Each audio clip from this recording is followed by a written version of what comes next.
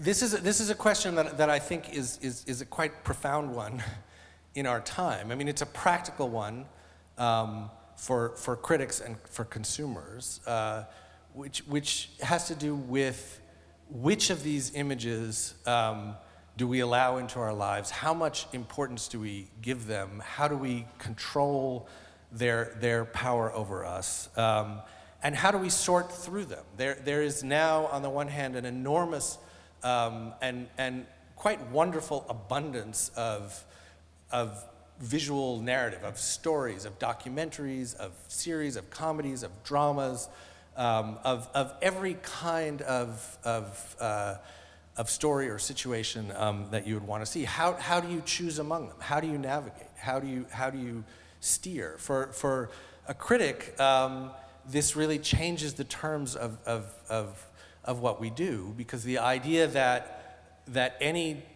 critic, or even critics in the aggregate, could see everything and then tell our readers, tell the public which of those things were worth their time and which weren't, is impossible. There's simply not enough time. This is especially true for television critics, who are facing an art form, a medium that now produces content that can be measured in a year in the millions of hours, which is time that nobody, just biologically, that nobody has. And so there's a powerful sense, I think, that the quality of our attention is in danger of being eroded as that attention is being more and more aggressively commodified. And I think that what digital technology is fundamentally about is the marketing, the buying and selling and exchanging and the monetizing of our attention, which, when you think about it, is a very precious and very finite resource, and that we should be able, perhaps, to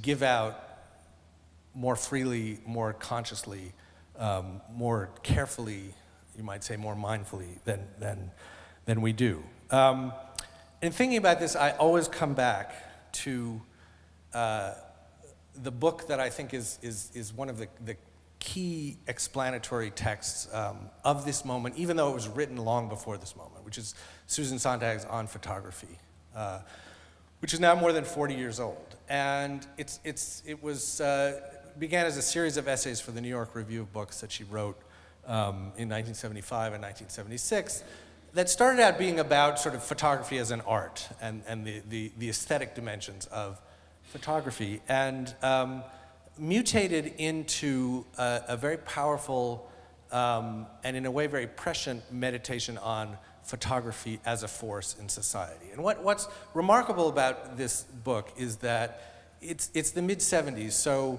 when she's talking about the ubiquity of cameras and the fact that everyone is becoming a photographer, and that the photographic image is everywhere you look, she's talking about Polaroid cameras and billboards on the highway and things that now look very sort of old-fashioned and quaint to us.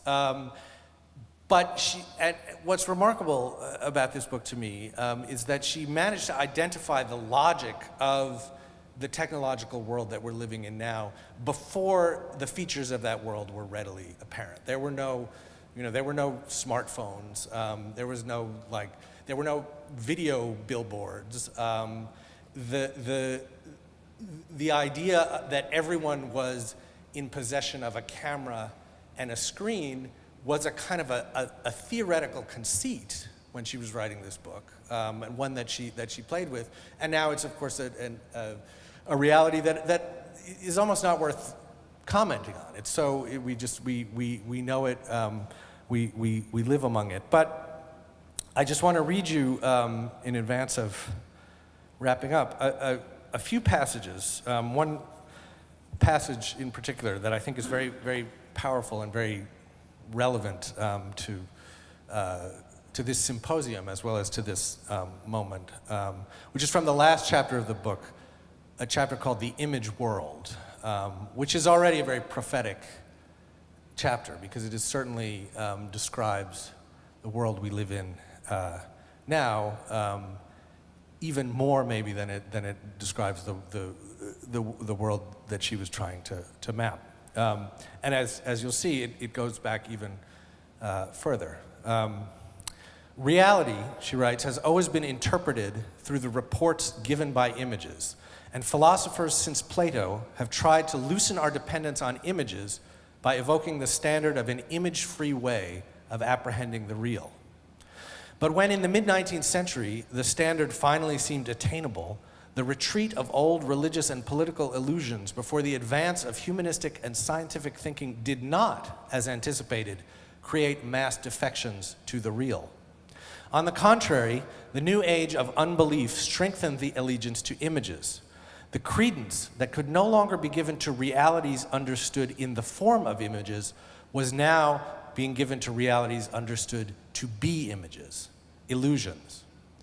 In the preface to the second edition of The Essence of Christianity, Feuerbach observes that of our era, that it, quote, prefers the image to the thing, the copy to the original, the representation to the reality, the appearance to being, while being aware of doing just that.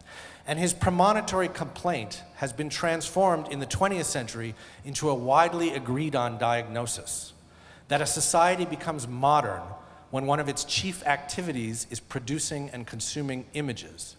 When images that have extraordinary powers to determine our demands upon reality and are themselves coveted substitutes for first-hand experience become indispensable to the health of the economy, the stability of the polity, and the pursuit of private happiness. So that's what she describes as the image world, and I think that is a world that all of us can intuitively recognize, and a world that we also find ourselves often worrying about. And Sontag worried about it, and what she proposed as an answer to this worry was what she called an ecology of images, which is a really interesting phrase. That is that images are being produced endlessly and infinitely, and there are always going to be more of them. That is, and we can't stop making them, and can't stop perceiving them, and can't wish ourselves back into an older, simpler relationship to reality. So we have to figure out how to live among and through and with them. And for a very long time, when I thought about her call for an ecology of images, it sounded to me a kind of absurd. And she herself later in life said, I called for an ecology of images on photography. Well, there's not going to be an ecology of images, she said.